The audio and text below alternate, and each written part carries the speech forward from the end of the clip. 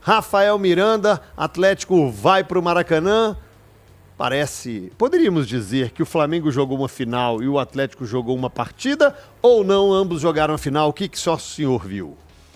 Jota, acho que até no início do jogo, talvez alguns minutos da primeira parte, eu tive essa impressão também, que o Flamengo um pouco mais focado, com uma rotação um pouco maior. Achei o Galo, em alguns momentos, dentro da sua pergunta, com menos intensidade do que é o normal, do que a gente tem visto o Galo nas Copas. Claro que tem alguns fatores, né? Primeiro, o Galo jogou um jogo decisivo no meio de semana, de muita intensidade, que o Flamengo não jogou, ou jogou mesclado e conseguiu rodar alguns jogadores. Tem um jogo 4 horas também, que eu acho que faz muita diferença de um jogo à noite, mas também faz para os dois times. Então, assim, em alguns momentos, acho que a rotação do Galo poderia ter sido um pouco maior, principalmente no primeiro tempo. O jogo em si, o Atlético adotou uma estratégia de marcar pressão, só que não era uma pressão mano a mano, 10 contra 10. O Atlético tinha uma sobra lá atrás e deixava um jogador do Flamengo, um zagueiro sobrando. Para mim foi a chave do jogo, principalmente no primeiro tempo. O Galo fazia uma pressão alta, tentava fazer uma pressão alta, não com tanta intensidade. Eu acho que essa pressão alta não pode ter dúvida. O Galo pressionava, mas não era aquela o tempo inteiro e com muita intensidade.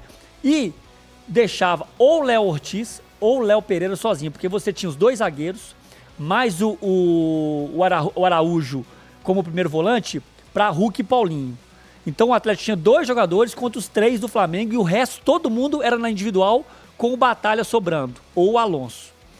E essa troca não funcionou, porque a primeira estratégia, Léo Ortiz ficou muito sozinho. E o Léo Ortiz jogando é quase um meia pela qualidade que ele tem. O Atlético teve muita dificuldade no início do jogo na construção pelo lado direito. O Léo Ortiz com os passes que ele consegue encontrar no jogo. Tanto que o Tite o colocava no meio-campo justamente para... Porque ele tem muita qualidade. Tem muita qualidade. E do outro lado, quando era o Léo Pereira, que eles marcavam o Léo Ortiz e o Araújo, o Léo Pereira não é tanto de passe, mas é um cara que conduz bola. Entrou no campo do Galo 2 ou 3 vezes com uma certa facilidade, porque o Hulk e o Paulinho não conseguiam acompanhar. Então, diferente do jogo contra o River, contra o Vasco, contra o próprio Fluminense, o Flamengo é um time que tem mais qualidade, Sérgio. Então a pressão não podia ser 90%. A concentração não podia ser 90%. A concentração tinha que ser 100% o jogo inteiro, porque você tem 2 zagueiros que jogam. Começando pelos zagueiros. Aí quando chega a bola na frente, Michael, Arrascaeta, o Plata, que nem acho que fez uma... Gabigol. E o Gabigol, que é um cara que não vinha fazendo gol, as chances que o Flamengo teve, o Flamengo não criou muitas chances, mas foi muito eficaz. O Flamengo, dos 10 chutes que deu ao gol, 5 foram no gol, sendo 3 gol pro Flamengo. Boas finalizações. Então, assim, o grande diferencial desse jogo também foi a qualidade do adversário. O Atlético não poderia vacilar.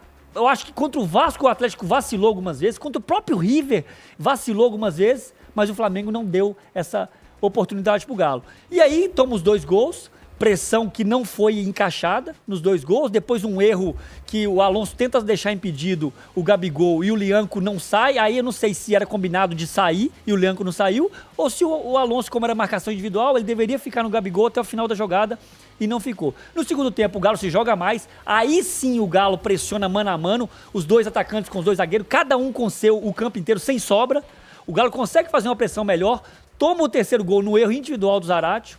Erro individual, erro técnico, ele vai dominar e perde a bola. O Flamengo consegue fazer o gol. Erro claro de quem tá sem ritmo de jogo. Em outra rotação. Parece um pouco disso. 3 meses. Você vê que ele é dinâmico, depois ele participa até do 3º gol, uma jogada que ele quer jogar, mas um erro técnico mesmo. E aí não tem muito o que falar. O Galo consegue recompor bem e o Gabigol de novo. Muito mérito do Gabigol também, que acha um chute debaixo das pernas, cruzado. E o Galo tem um bom volume no final. Tem mais posse de bola no segundo tempo.